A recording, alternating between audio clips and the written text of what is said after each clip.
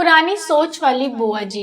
विद्या की शादी को हुई 3 साल बीत चुके थे और इन 3 सालों में विद्या अपने ससुराल में अपने सास ससुर और पति के साथ बहुत ही खुश थी।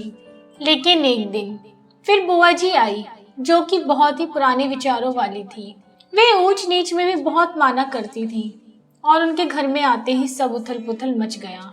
अरे दीदी, आइए आइए, बैठिए। सफर में कोई तकलीफ तो नहीं हुई आपको?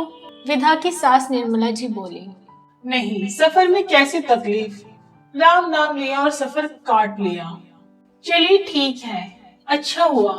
आपकी वैसे भी बहुत याद आ रही थी, काफी समय से आप आई नहीं थी, शादी में भी आप नहीं आई।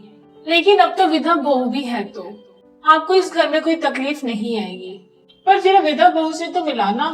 शादी हुई तब भी मैं अपनी बीमारी के कारण शामिल नहीं हो पाई। अब तो जरा बहू का मुखड़ा देखूं। जी मैं भी बुला देती हूँ। विधा, ओ विधा, देखो तुम्हारी बुआ सास आई है। निर्मला जी आवाज देती हैं। विधा कमरे से बाहर आती है और आते ही बुआ जी के पैर छूती है। बुआ जी आशीर्वाद भी देती हैं और कहती हैं, यह कौन सी कोमल कन्या नाजुक से उठाकर लाई हो। दिखने में तो यह अभी बच्ची लग रही है। क्यों बुआ जी, मेरी शादी के तो 3 साल हो चुके हैं और आपको मैं बच्ची लग रही हूँ। ऐसे कह के विधा बुआ जी के सामने हंस पड़ती है। तो बुआ जी को गुस्सा आता है और वहाँ विधा की सास से कहती हैं, ये क्या बात हुई भला, तुम्हारी बहू तो मुंहफट जवाब देती है।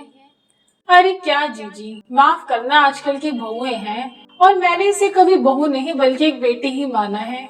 बेचारी बिन माँ की बच्ची है। अगली बार से मैं उसे कह दूंगी कि आपके सामने वह ऐसी बातें ना करे। आज के दिन के लिए जाने दीजिए। बुआ जी की बात को टालते हुए निर्मला जी बोली और इतने में विधा की तबीयत खराब हो जाती है और वह कमरे में जाकर सो जाती है और इतने में शाम हो जाती है। शाम होते ही जब विधा का पति धीरज घर आता है तो बुआ जी फिर आवाज लगाती हैं, अरे रे रे, ये क्या हाल है घर का। पति काम से लौटा है और बहू आराम से अपने कमरे में सो रही है। ये कैसी बला है आखिर।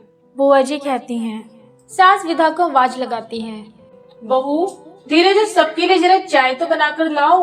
और विधा आवाज सुन के तुरंत बाहर आती है। माँ जी, मैं मेरी थोड़ी तबीयत खराब हो गई थी इसलिए मैं आराम करने चली गई। विधा उबासियां लेते हुए बोलती है। आजकल की बहुएं भी देखो, हमारे जमाने में तो सास ससुर के सामने चेहरा पल्लू से ढककर आते थे और आजकल की बहुएं सामने उबासियां लेते हुए आती हैं। बुआ जी बोली, जाने दीजिए ना दीदी, छोड़िए। आप बताइए, आपके जोड़ों का दर्द कैसा है? अब ठीक ही है। सास निर्मला जी बात को टालते हुए बोली, क्या बताऊं, राम नाम का नाम लेते हैं और चलने फिरने में भी सक्षम हैं। बुआ जी बोली। फिर अब रात के खाने की बात आती है तो विधा रसोई घर में अपनी सास से कहती है, माँ, आज मुझे कमर में बहुत दर्द है और मैं खड़ी भी नहीं हो पा रही हूँ, तो आज का खाना आप बना देंगी प्लीज। मैंने बाकी सब तो कर दिया है, बस रोटियाँ मुझसे नहीं बनाई जाएंगी। विधा अपनी सास से कहती है। अरे कोई बात नहीं बहू, जा कमरे में जा और आराम कर। वैसे भी तेरी महावरी चल रही है ना, मैं समझ सकती हूँ। लेकिन उधर से बुआ जी रसोई के बाहर से यह सुन लेती है कि विधा अपनी महावरी के दिनों से गुजर रही है। तो फिर क्या था, बुआ जी ने घर में आतंक जैसा माहौल बना दिया। क्या? राम राम राम, इस घर में इतना बड़ा पाप हो रहा है। हाय राम, इस घर की बहू अपनी महावरी के समय से गुजर रही है और तुम लोग उसके हाथ का पानी, यहाँ तक कि खाना भी खाते हो। बस अभी मुझसे यह नहीं झेला जा रहा, मैं इस घर में नहीं रह पाऊंगी। इतना कहते हुए बुआ जी अपना थैला लेके जल्दबाजी में निकलने लगती हैं। तो उनका पैर फिसल जाता है और गिरने ही वाली होती है कि ऐन वक्त पे विधा उन्हें संभाल लेती है और बुआ जी के मुंह से निकल जाता है, राम राम, बाल बाल बची।